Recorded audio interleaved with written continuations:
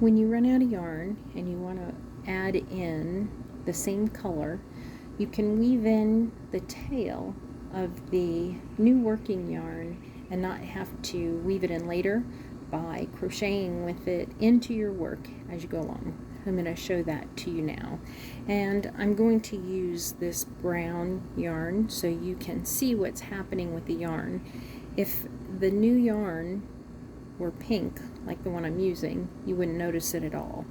But again, for the purposes of seeing what's happening to the yarn, I'm going to hold the brown together. I'm getting ready to do a double crochet for the corner here.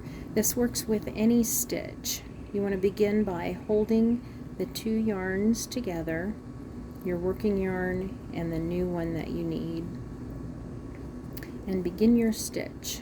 So in this case it's a double crochet. I yarn over first, go through and pull a loop back, and now I want to drop my tail and finish this double crochet.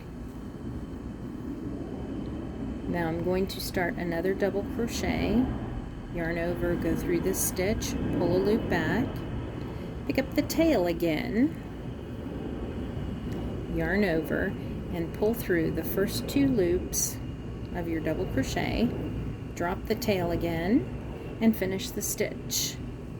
Again, yarn over, go through the stitch, pull a loop back with your working yarn, pick up your tail once again, and bring it back through with your working yarn for the first part of the double crochet, and finish your double crochet.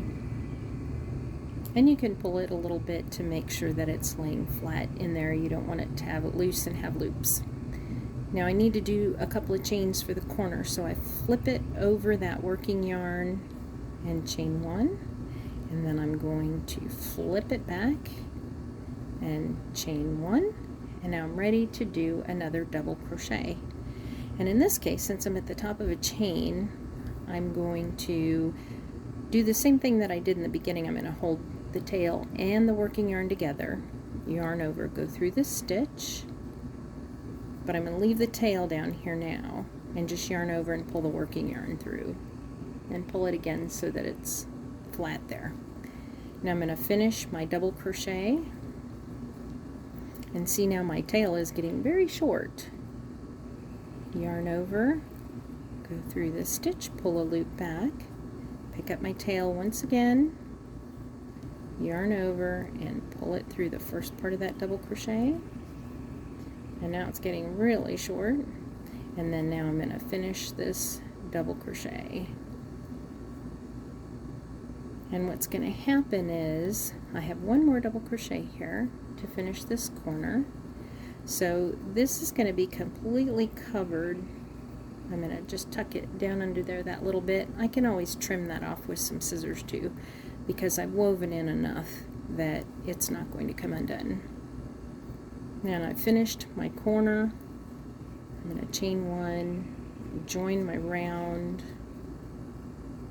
and continue working. Now if this brown were the same color as the pink, it would all be the same color and you wouldn't notice it. And it's nicely woven in. There's not a lot of extra bulk to it, and you have one less end to worry about.